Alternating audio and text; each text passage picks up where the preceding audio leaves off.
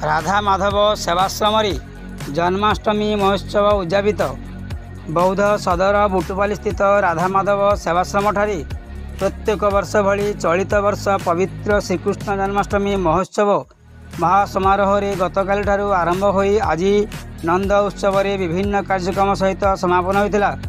यही अवसर में विभिन्न कार्यक्रम भितर 4 प्रहर नामयज्ञ, घृतयज्ञ, अन्नयज्ञ, ज्ञानयज्ञ, साधु सेवा इत्यादि रही।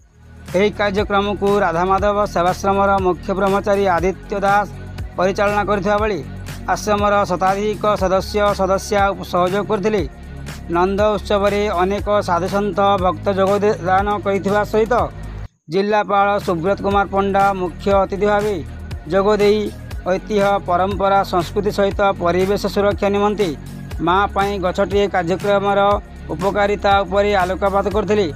कुनी कुनी कलाकार मानकु प्रमाणपत्र दे सम्मानित करथिले।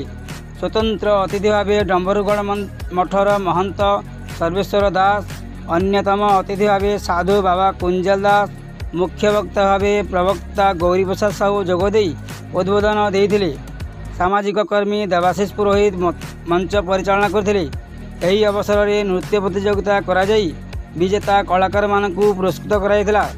प्रणाम अनुष्ठान कुनी कुनी कलाकार माने अभिनय करथिले।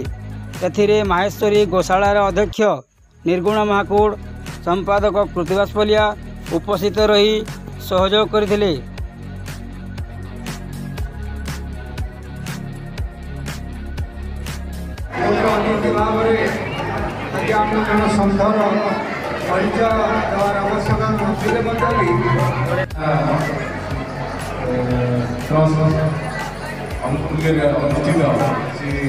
जन्माष्टमी महोत्सव से समस्त आंतरिक अभिनंदन कृतज्ञता ज्ञापन करुच्ची।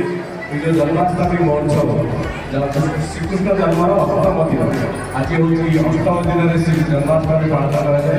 आज यार बड़ दिन नंद उत्सव श्रीकृष्ण होती सुप्रीम कोर्ट मैंने षोल कलाने परिपूर्ण से सबू भगवान स्वरूप सबू भगवान स्वरूप श्रीकृष्ण। आपण महाभारत देखते जितेबाला देखते श्रीकृष्ण सबू कला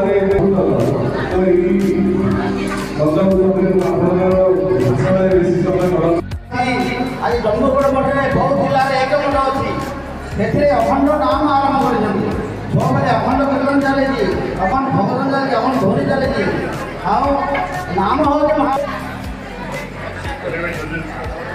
सुरक्षा देंगे, वो माता की सुरक्षा देंगे, धरित्री माता की सुरक्षा देंगे। कहीं आप समाज संस्कृति में कहीं माटी को माँ बोले के बाद एवं गो माता बोले के बाद वृक्षों को भी मध्य पूजा करा जाता है। तो ये होती सही संस्कृति एवं